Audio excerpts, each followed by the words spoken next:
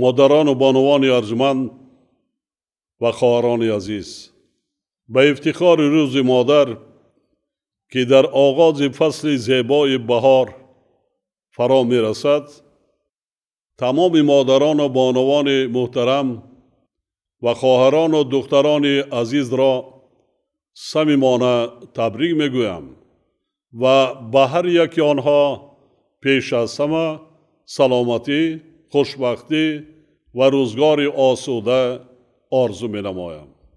مادر یگانه موجود مشفق و غمخوار و مونس و مهربان است که به فرزند حیات می بخشد، با او سخن گفتن و راه رفتن را یاد می دهد، او را تربیت می کند و در روند تربیت در قلب فرزند خود احساس محبت و صمیمیت، نیکی و نکوکاری و انسان دوستی را به وجود می آورد.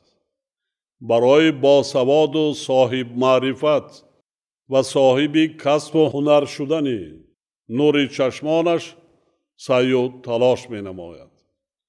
یعنی مادر برای تشکل معنوی فرزند شبانه روز زحمت می کشد. تمام عمر خود را با غم و شادی او سپری می نماید و همیشه در آرزوی خوشبختی فرزندش است. مادر تا وقتی که در قید حیات است، فرزند برایش مثل همان طفلک عزیز و شیرین دیروزه می باشد. او را نوازش و احتیاط می کند و هرگز نمی خواهد که داغ فرزندش را بیند. به عباره دیگر، مادر فرزند خود را با تمام وجودش دوست می دارد، زیرا فرزند معنای هستی او می باشد. از این رو مادر برای هر یک شخص نهایت عزیز و گرامی و مقدسترین انسان می باشد.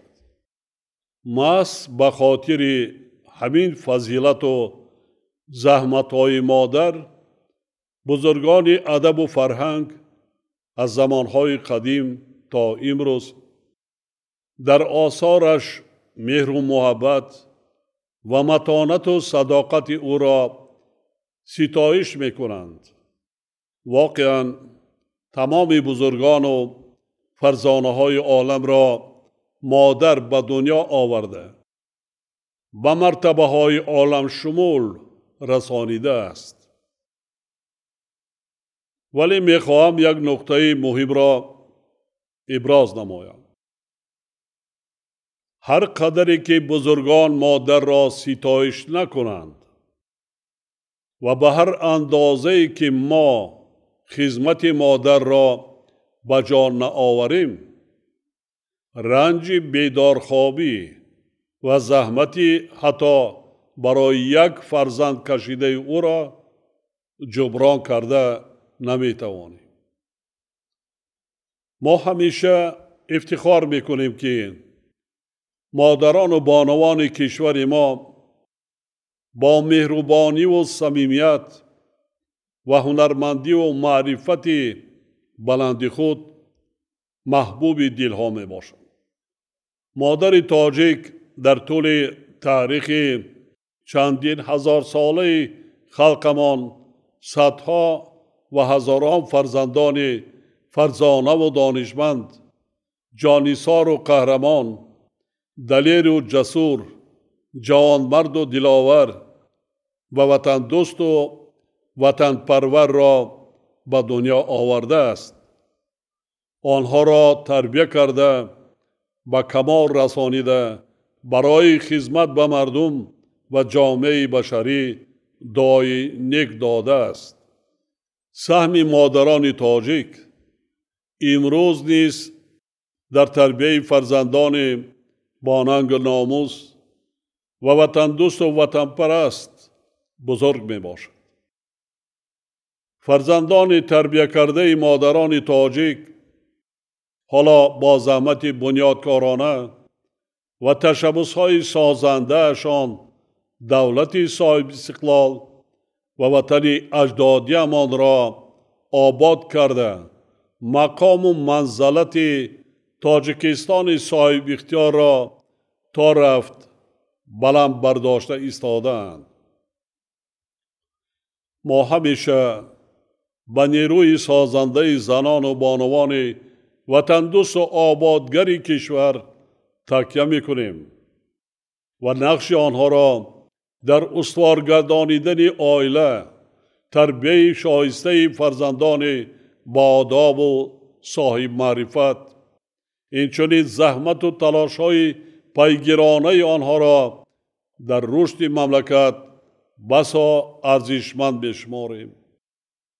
من در پیام نوبتی خود با فعالیت زنان و بانوان در تمام ساحه‌های حیات جامعه کشور بهای بلند داده سهمی ارزنده‌شان را در تأمین پیشرفت دولت، آبادی وطن و صلح و ثبات مخصوص تأکید نمودم. امروز ما با قناعتمندی می توانیم گوییم که طی 30 سال استقلال دولتی زنان و بانوان ما در همه ساحه‌ها برابر مردان خدمت کرده ایستادند. همچنین باید گفت که سهم بانوان و زنان در تربیه نسل سالم، تنظیم رسم و آیین‌ها و مقاومت با افراطگرایی و خرافات پرستی بسا ارزشمند می باشد. در پیام این ساله رهبر دولت با مقامات مربوطه سپارش داده شد که با مقصد دستگیری منبعد زنان و بانوان استراتژی ملی فعالگردانی نقش زنان در جمهوری تاجیکستان برای سالهای 2021 2030 و نقشه عملی سازی آن را برای سالهای 2021 2025 تهیه و عملی نمایند. باور دارم که با قبول و اجرای سندهای مذکور مقام زنان و بانوان در جامعه ما باز هم تحکیم می‌یابد.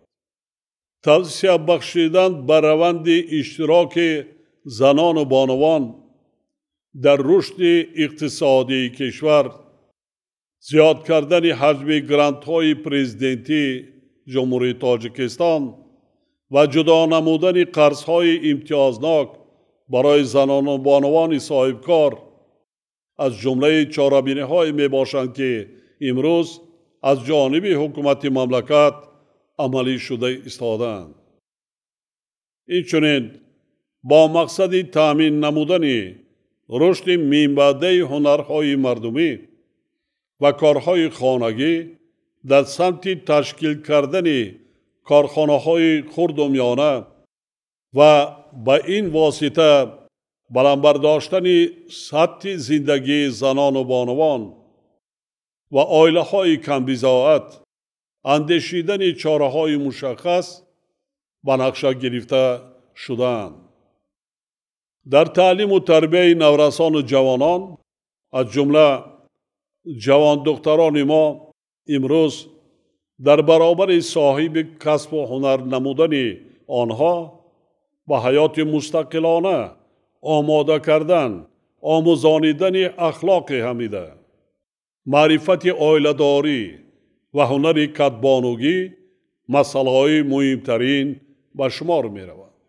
با اعتماد کامل اظهار می دارم که مادران و بانوان عزیز ما رسالت خود را در این سمت نیز با کمال مسئولیت اجرا می کنند. ما روز مادر را همه ساله در روزهای نخستین فرارسی فصل بهار و عرفه بزرگترین و قدیمترین جشن ملی همان نوروز که حالا مقام بین المللی گرفته است جشن میگیریم. در آستانه این جشن بار دیگر تأکید می نمایم که تاجیکستان نه تنها وطن نوروز بلکه سده، تیرگان، مهرگان و دیگر جشن و آیین‌های می باشد که در تشکل، حفظ و به نسل‌های میانبرده به میراث گذاشتن آنها زنان و مادران ما سهمی ارزشمند دارند. و باعث افتخار است که اکثر زنان و مادران و دختران و خواهران ما امروز به نوروز آیین و عنعنه‌ها و ارزش‌های نیک ملی ارج می‌گذارند.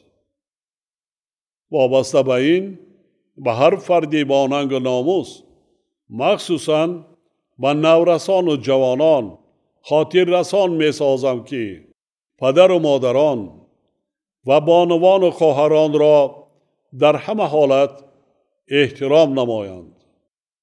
نسبت به آنها همیشه مهربان و دلسوز باشند. عزت و حرمت کلانسالان را به جای آورند و دعای نیک آنها را گیرند.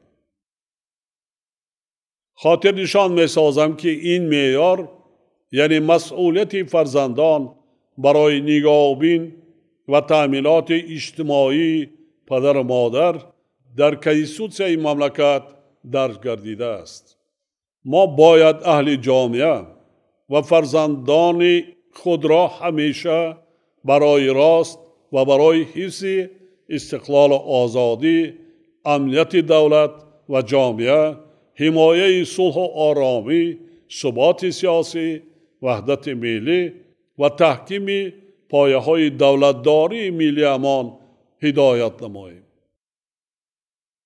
باور دارم که مادران و زنان محترم و بانوان و خواهران عزیز ما منبع نیست برای تربیت نسل‌های آینده ساز و آبادگری خلقمان تحکیم عائله به خاطر رشد دولت و آبادی وطن زحمت میکشند و جشن بزرگ ملی 30 سالگی استقلال دولتی را با دستاوردهای سزاوار استقبال میگیرند. بار دیگر تمام مادران و بانوان عزیز و خواهران و دختران گرامی را به افتخار روز مادر تبریک گفته به هر یک آنها خانه آباد، بخت و اقبال نیک، فیض و برکت و در حیات عائلوی مهر و محبت صمیمی آرزو می نمایم. جشن مبارک باشد مادران و بانوان عزیز.